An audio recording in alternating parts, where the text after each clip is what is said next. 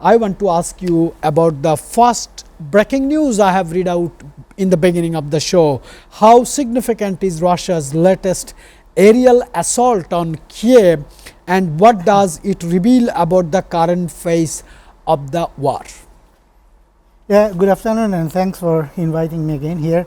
So, this is a very interesting shift actually. For the first time Russia has used they have been showing their capabilities, and this time they are going in an all-out assault using around over 800 drones and missiles and attacking central governmental areas in Kiev. And here the changes this time is that there are more attacks on the energy assets.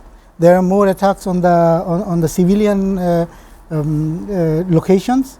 And then they have used very projectile heavy and high frequency equipments, actually war machinery for those ground offensives. And this is gonna be very challenging for Ukrainian army, even though Ukrainian army has intercepted much of the barrages, but there is a limit, and I think they are almost at the limit. And then considering the other issues, that winter is coming very soon, and by this time, if the capabilities of the Ukrainian army goes to a challenging situation, then there will be a lot of challenges for the Ukrainian army, and a lot of head-on advances for the Russian army.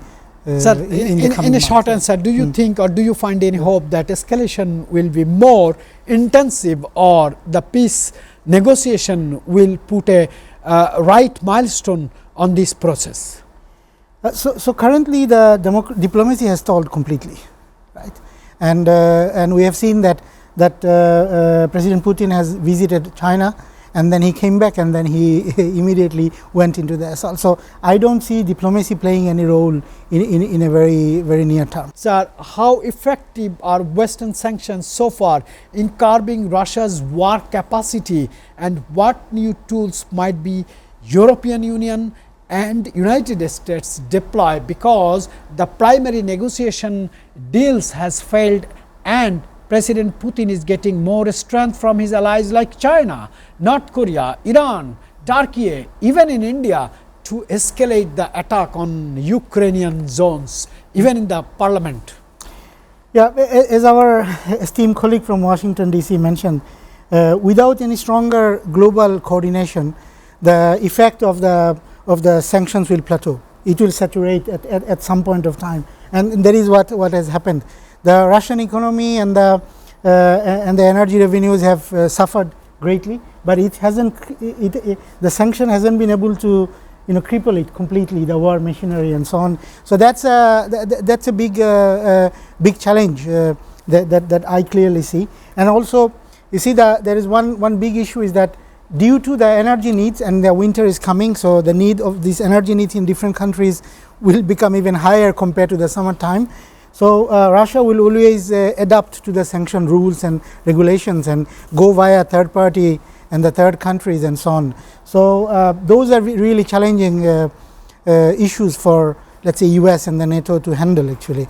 So do you think Russia has adapted with the sanctions issues like this? Greatly.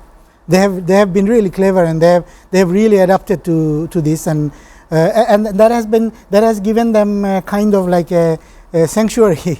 That right. So what the NATO and EU and US can do is to tighten the enforcement, to make sure that all those third party business and the sales and so on, to basically what we call the shadow fleets, right? And then to basically to enforce on the sanctions on them.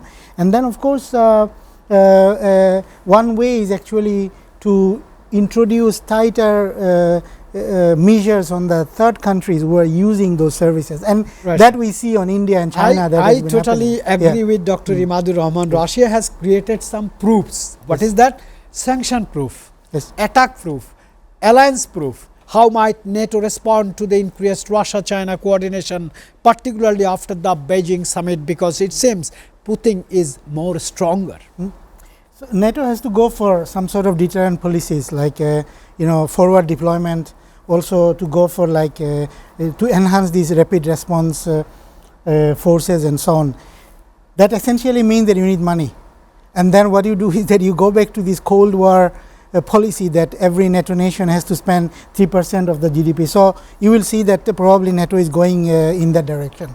One way of containing China will be that NATO will go for like announcing China as the decisive enabler for Russia and so on and so forth. So probably we will also see this kind of reactions from NATO. A spillover will be that we will see that there will be a lot of Indo-Pacific transatlantic cooperations. So we will see more and more cooperations in the eastern part of the world. We will see more and more on the New Zealand, Australia, in that region, Pacific, that part we will see. And then we will also see that at the same time we will also see that in the last few years, due to some of the policies from the few months, policies of the Trump administration, where the transatlantic, the Western global alliance was a little bit weakened. And I think now we will see that NATO will get back to that. Dr. Imadur Rahman, sir, could the escalating violence in Israel-Palestine spiral into a border Middle East conflict? Do you think, or do you speculate that other countries may engage with this because Israel has already crossed the limit?